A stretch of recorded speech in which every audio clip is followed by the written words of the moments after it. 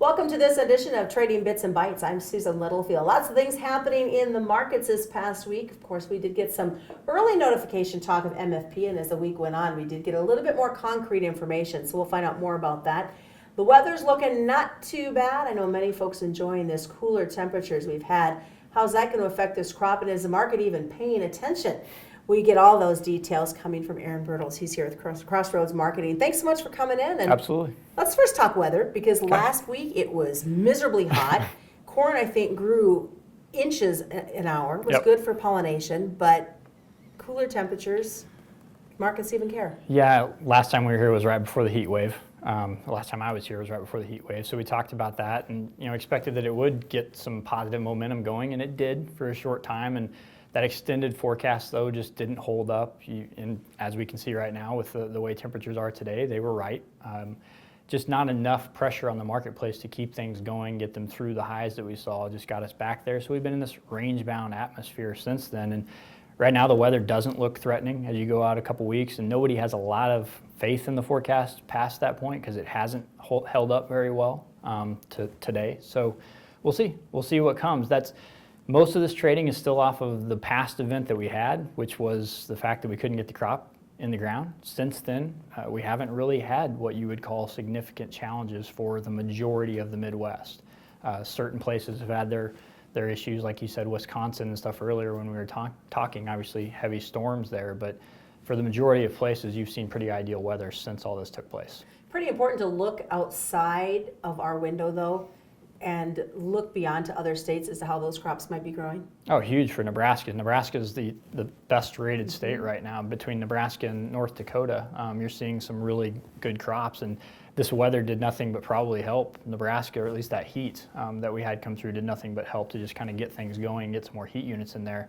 But when you look at places like Illinois, Indiana, Ohio, all those places in the east that got in so late, they just have a lot of growing season they're going to need to have happen for this thing to finish out. So they're not rated well. They're rated 30 points or more worse than what Nebraska is at this point, simply because they are so far behind. And there's just some areas that the heat was a big impact for just that short time, because you do have flash droughts and things like that can take place when you get a crop in wet soil and it doesn't get the ability to root down, and then you have a huge heat wave like that. So yeah, it's drastically different all over the place right now. So how does this, or does it even factor into the August 12th report at this point? I don't know that it does a whole lot. People don't watch crop condition ratings as much or as faithfully as they used to, just because we've seen these things in the past where you've had poor ratings, then the crop has not ended up being poor, and especially because most of this is because it's behind.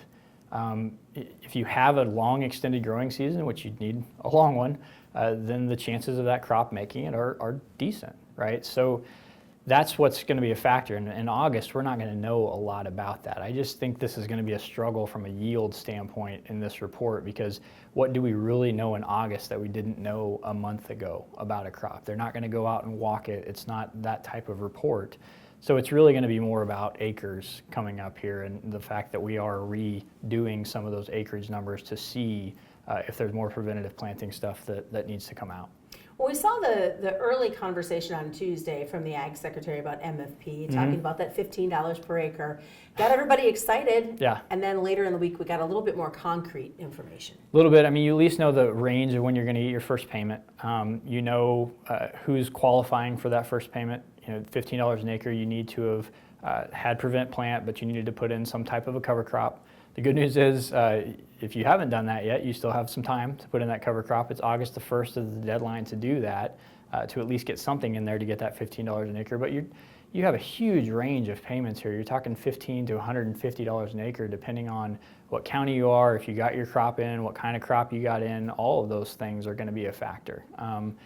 Also, the fact of what acres are going to get paid. Right? There was some talk early that if you added acres this year, you weren't going to get a payment. Well, that looks to not be the case. It looks like as long as they weren't new acres, like you didn't go out and tear up grass, then if you took over some acres from somebody that retired and you added those acres, if they were planted to corn or beans last year, then those are going to qualify for you. So there's still a lot of unanswered questions about payments beyond this point, when those might come. Mm-hmm. They've stated those are kind of going to be figured out as they go along here. But a little bit more concrete evidence. It's just, for guys that are getting $15 an acre for doing prevent plant, it almost seems like there's going to have to be something down the road that's going to have to fill that gap between the 15 and, let's say, 65 or 70 that might be an average out here. All right, sounds good. Of course, we encourage you to get in touch with your local FSA, as they'll be able to help you walk through this entire process and the confusion that goes with it. Yeah. Thanks so much, Aaron, for joining us. Absolutely. Thank you. Aaron Bertels joined us with Crossroads Marketing. I am Susan Littlefield. It's been Trading Bits and Bytes.